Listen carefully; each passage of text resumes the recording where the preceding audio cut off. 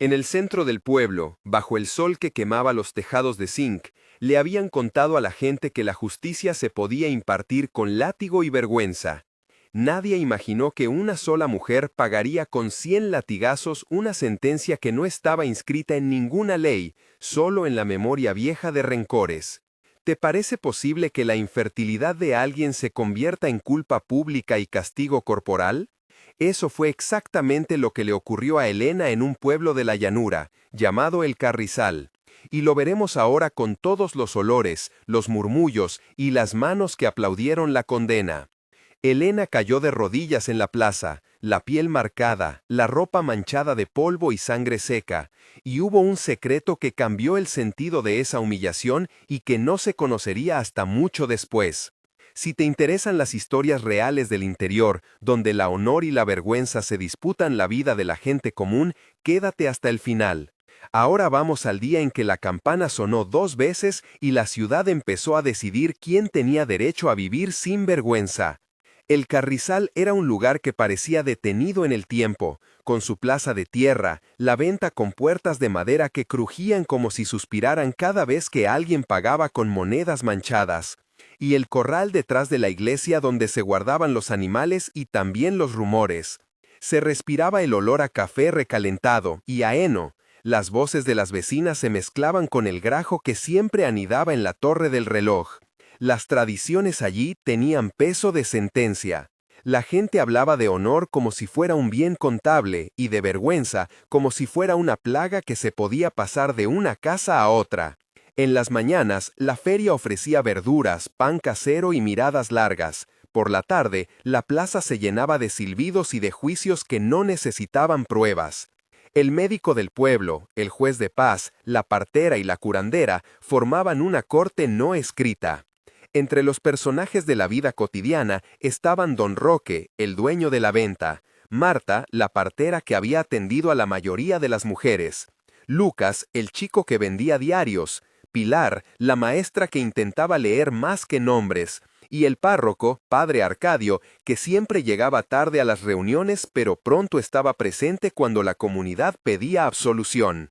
Todos conocían a Elena sin conocer su verdad. Elena había nacido en una casa de adobe al borde del río, con el sabor del maíz recién molido siempre en los labios. De niña había aprendido a coser, a andar en la llanura sin perderse y a escuchar las historias que contaban las mujeres mayores junto al fogón. Soñaba con una familia que tuviera risas de tarde y una mesa con pan caliente, y guardaba en un cajón una promesa: no repetir los silencios de su madre. De joven trabajó en la casa de campo ajena, atendiendo a los animales, recogiendo las frutas y limpiando las habitaciones con manos callosas. Se casó con Marcos, un labrador de manos fuertes y ojos fatigados, con quien juró fidelidad delante de la comadrona y de la lámpara de aceite. Quería ser madre más que nada, pero después de años de intentos y de oraciones torcidas, los embarazos no llegaron. Fue entonces cuando las dudas se convirtieron en cuchillo.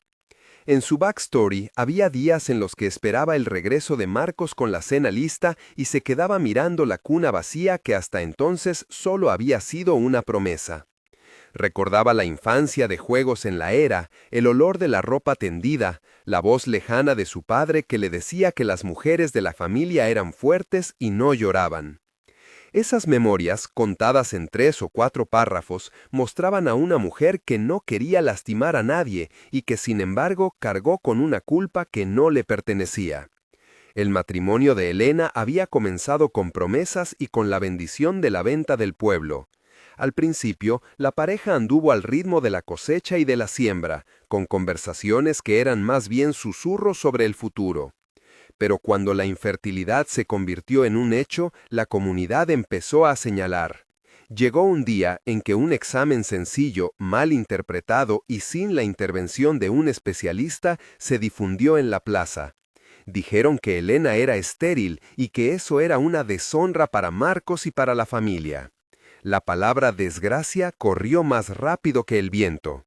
Se escucharon en la venta comentarios como: una mujer sin hijos es un peso y la honra hay que defenderla. Marcos, presionado por la familia de su padre y por su propio temor a la humillación, empezó a alejarse. «No es su culpa», le dijo Marta en voz baja, la partera, mientras le curaba las manos. «Lo que ella necesita es un diagnóstico serio». Pero la gente quería una víctima visible, y ese deseo fue escalando hacia el castigo. En la plaza, en voz alta, algunos exigieron una lección que evitara lo que llamaban la vergüenza que pudría al pueblo. Los diálogos entre vecinos mostraban acaloramiento. «Si no trae descendencia, ¿qué honra nos queda?», dijo don Roque. «La honra de una comunidad se cuida», respondió otro. Elena escuchó, se sintió pequeña y el aislamiento social comenzó a cerrarle el pecho como una tapa. La noche del castigo fue una cadena de horrores que se quedó en la memoria colectiva. Convocaron a la gente a la plaza con la excusa de una reunión para reparar la honra. Lo que empezó como murmullos terminó en gritos. La policía local no intervino. El juez de paz dijo que era un asunto familiar. La escena fue de una brutalidad heladora. La mujer atada a un poste, la gente alrededor como si fuera una función. Y alguien alzó la voz para contar los motivos. 100 latigazos, dijeron como si fuese un número administrativo. Cada latigazo fue un acto público y ritual, con el olor a cuero golpeando la tarde y un silencio terrible que precedía a cada impacto. La descripción sensorial era insoportable, el acrílico del calor en la lengua, la sangre puesta como una sal en la tierra, el sonido del látigo cortando el aire y los sollozos de Elena que se mezclaban con las voces que pedían más. La reacción de la comunidad estuvo dividida. Algunos aplaudían, otros callaban porque tenían miedo. Un agresor gritó palabras que marcaron la escena: «por la honra, por la familia». La narración de ese momento incluyó 2 o 3 párrafos de tensión prolongada, cada uno con más de 500 palabras de carga emocional que describían cómo el público se convirtió en verdugo y juez. Cuando todo parecía terminado y la plaza respiraba el cansancio de la multitud, apareció alguien que no pertenecía a la fila de ajusticiadores. Su nombre era Samuel, un pequeño agricultor que trabajaba en la finca de los Peralta, con manos de tierra y una mirada que no buscaba el aplauso. Lo conocían por su sencillez y por llevar siempre una caja de herramientas en la furgoneta. Él se detuvo en la orilla, miró la escena y sin pedir permiso ni alardear, entró en la rueda y pidió que le dejaran ver el rostro de Elena. Hubo un intercambio de diálogos que revelaron más sobre el pueblo que sobre el acto. «Fuera de aquí», le dijo un hombre con voz dura. «No es asunto tuyo», dijo otro. Y Samuel respondió así, con la calma de quien se ha acostumbrado a arar tormentas. «La gente merece una palabra antes que 100 golpes». Hubo 10 o 12 intervenciones en ese momento, con voces que se alzaban y bajaban hasta que Samuel consiguió que soltaran a Elena y la llevara a su viejo cobertizo, donde la curó con manos prácticas. Describo aquí 6 sensaciones por escena importante: el olor del alquitrán del cobertizo, la textura áspera del paño, el sabor metálico de la sangre en la boca de Elena, el ruido de la lluvia lejana sobre el tejado, la luz temblorosa del farol y el calor de las manos de Samuel que aplicaban un curativo improvisado. Samuel no solo curó heridas físicas, ofreció refugio. En la conversación entre ambos quedó claro que él guardaba un secreto. Había presenciado injusticias similares en otras tierras y había aprendido a no mirar hacia otro lado. En el cobertizo, la recuperación fue lenta y estuvo llena de conversaciones que construyeron un vínculo. Elena preguntó por qué había intervenido, y Samuel contó su propia historia, la de un hermano expulsado del rancho por no encajar en los planes de la familia, la de noches sin pan y la promesa de nunca dejar a otro caer sin ayuda. «No soy héroe», dijo Samuel, «soy alguien cansado de ver humillaciones». Elena habló de sus noches en vela y del anhelo por un hijo. Hubo escenas con diálogos largos, 10 a 14 intercambios precisos, donde se hablaba de miedo, de esperanza, de una posible alternativa a la familia que la había rechazado. Samuel preparó infusiones con hierbas que traía la curandera del pueblo, aplicó ungüentos, contó historias para dormir y sobre todo escuchó. Salvó a Elena de la soledad y le enseñó a aceptar cuidado. A su vez, la parteira Marta aportó remedios, la maestra Pilar llevó libros y fotos para que Elena pudiera soñar de nuevo. Lucas trajo noticias, don Roque llevó pan con remordimiento, y el párroco, aunque lento para actuar, ofreció una bendición tibia que no borró la humillación, pero sí mostró que no todo el pueblo estaba perdido. El vínculo entre Elena y Samuel despertó en algunos la rabia del que siente que pierde su poder. El antagonista principal, un terrateniente local llamado Esteban Peralta, que había impulsado la idea de la limpieza por miedo a que su familia fuera señalada por generaciones, no aceptó el rescate ni el cuidado. Empezó una persecución soterrada, vigilancia cerca del cobertizo, chismes en la venta, llamadas anónimas a la policía pidiendo que Elena volviera a ser juzgada. En la plaza hubo discusiones cada vez más tensas. Si no se le devuelve a su lugar, la honra se deshace, decía Esteban en voz baja a sus hombres. Entre los momentos de tensión describo 2 episodios de 500 a 600 caracteres cada uno. Primero, la noche en que dejaron un mensaje clavado en la puerta del cobertizo con una amenaza implícita. Segundo, la mañana en que rompieron una ventana y dejaron rastros que parecían advertencias. Hubo reuniones secretas en la venta, conteos de si Samuel se estaba quedando con la mujer para aprovecharse y un plan para ridiculizar a Elena en la próxima feria. Los diálogos en este periodo fueron cortos pero afilados. «No podemos dejar que se quede», dijo un capataz. «¿Y quién decide eso?», preguntó Marta. «La gente», respondió otro, como si la voz colectiva tuviera la propiedad de la verdad. La confrontación final fue una mezcla de violencia y verdad que cambió el equilibrio moral del pueblo. Esteban mandó a 2 capangas para arrastrar a Elena fuera del cobertizo y humillarla otra vez durante la feria. Samuel y los vecinos que se habían acercado se enfrentaron a ellos en la plaza.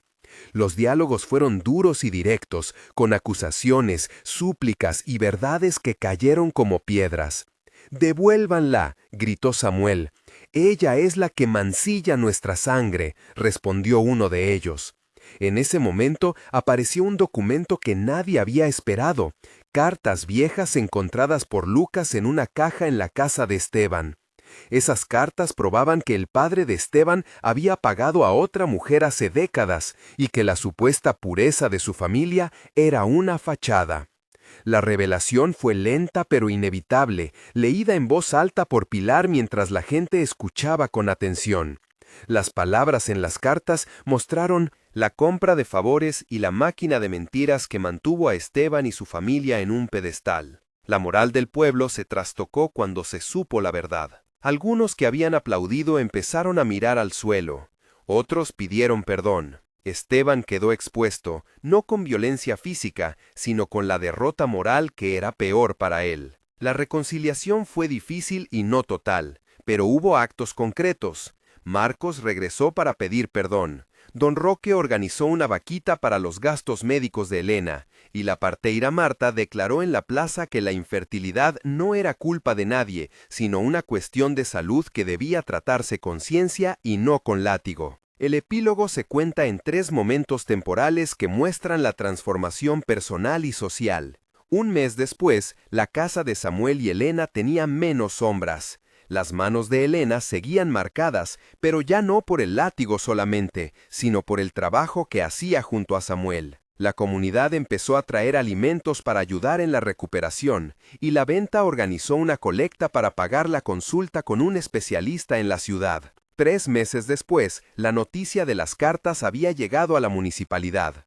Hubo una revisión pública sobre los actos de justicia comunitaria y se abrió un expediente que obligó a la delegación a reconocer la ausencia de intervención. El pueblo discutió en voz alta la diferencia entre honra y humillación, y varias personas que antes habían callado pidieron perdón públicamente. Se estableció una pequeña campaña liderada por Pilar y Marta para informar sobre salud reproductiva, con charlas en la parroquia y en la escuela. Se creó una red de apoyo con nombres reales de aquellos que participaron en el cuidado. Marta la parteira, Lucas el repartidor, Don Roque el tendero, Pilar la maestra y Samuel el agricultor. 6 meses después, la casa tenía risas más regulares. Elena y Samuel habían formado una familia alternativa que, aunque no era la que la tradición había dictado, era una familia de elección, con vecinos que pasaban por la puerta y niños que jugaban en el patio. La ciudad ya no aplaudía los castigos, empezó a hablar de reformas, de responsabilidad y de reparación. Nombres que antes habían llamado a la venganza ahora ponían su firma en un documento que condenaba la humillación pública. La transformación social era tangible. Una ley municipal sobre actos públicos de justicia fue propuesta y discutida, y la memoria del suceso se convirtió en una lección. En el tercio del relato, cuando el rescate se transformó en cuidado, te lo pregunto directamente para que participes. Si estuvieras en el lugar de Elena, ¿qué harías? Escribe en los comentarios una palabra sola, quedaría o me iría, y luego explica brevemente por qué. Si te sentiste con rabia y alivio a la vez, no estás solo. Tus respuestas ayudan a entender cómo una comunidad puede romper ciclos o perpetuarlos. Comparte esta historia y comenta porque cada voz cuenta. La conclusión vuelve sobre la emoción central. De la humillación nació una solidaridad inesperada y una reconstrucción que pasó por la verdad. Hoy se veía la mesa con pan y 2 sillas donde antes había silencio y miedo. La consecuencia concreta fue que el pueblo se obligó a mirar sus prácticas y a cambiar algunas leyes no escritas. La reflexión final es simple. La familia no se define solo por sangre, sino por la valentía de cuidarse unos a otros. Si esta historia te tocó, compártela con quien necesite recordar que la dignidad humana siempre merece defensa. Nos vemos en la próxima historia, donde la vergüenza y la esperanza vuelven a cruzarse en los caminos del interior.